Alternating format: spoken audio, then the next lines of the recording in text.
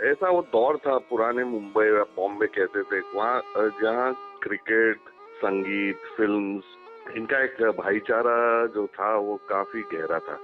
और शायद उस जमाने में मुंबई एक छोटा शहर था, लोग कम थे, गाड़ियां कम थी, जो एक दूसरे की कला है जिसके हम रसिक होते, आशिक होते, वो कला क्रिकेट और संगीत और पिक्चरों का काफी रहा होगा। और मुझे पता है कि हमारे सीनियर्स जो अभी बात कर रहे थे, लता दीदी को क्रिकेट से बहुत प्यार था, क्रिकेट, बॉम्बे क्रिकेट से बहुत प्यार था। उस जमाने में हम बॉम्बे क्रिकेट कहते थे।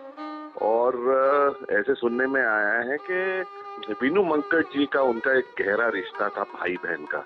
शायद वो रिश्ता वहीं से शुरू होता कि वीनू भाई एक बहुत बड़े रसिक थे क्लासिकल हिंदुस्तानी वोकल का। और कहीं ना कहीं लोग उन्हें देखा है कोई भीमसेन जोशी जी के प्रोग्राम में कोने में बैठे हुए, या फयाज खान साहब के, या आगरा घराने के माहिर कलाकार थे उनके प्रोग्राम में बैठे हुए, या कोई ठुमरी के प्रोग्राम में। तो शायद वहीं से, और वीनू मंकट थे ही दिग्गज खिलाड़ी, एक सुपरस्टार थे, तो उनका जो दोनों का, लता दीदी और वीनू मंकट का जो सफर है वो स्ट्रगल से शुरू हुआ, एक छोटे खोली से शुरू हुआ, जहाँ से अपनी कला ने उनको एक टावर या एक बिल्डिंग में लेके गए। लता दीदी रहने गई पेडर रोड और वीनू मंकट रहने गए मरीन ड्राइव, जो अमीर लोग मुंबई के रहते थे।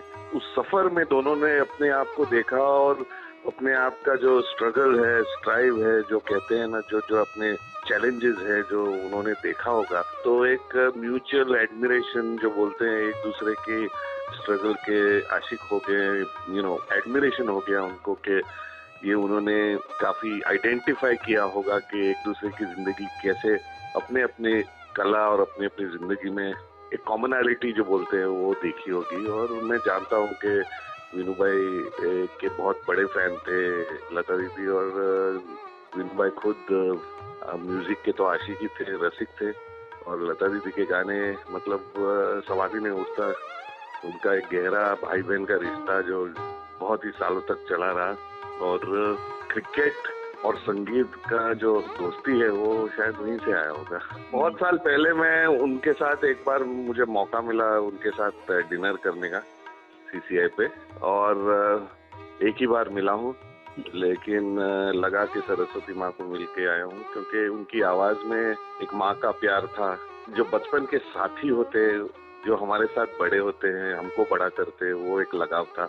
और अभी भी उनके गाने सुनता हूँ तो लगता है कि हमारी माएँ कहीं अपने बच्चों को घर बुला रही है खाना खाने, एक फेमिलियरिटी होती है।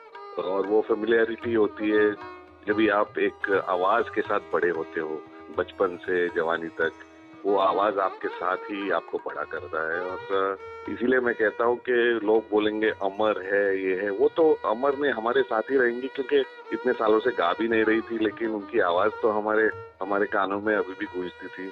और हाँ, उनका शरीर नहीं है, लेकिन उनकी आत्मा तो हमारे साथ ही है।